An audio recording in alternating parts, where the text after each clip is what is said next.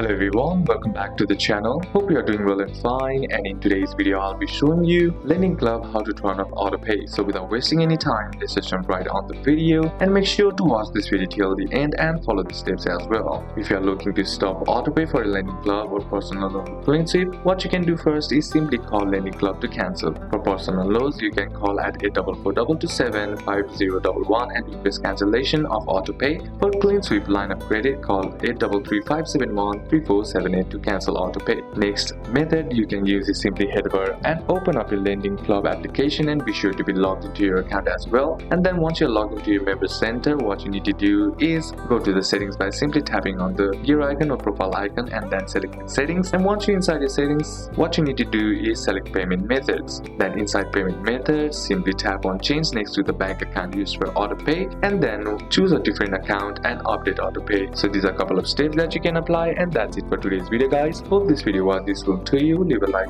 if it did, comment down any questions that you have, and see you soon on the next one.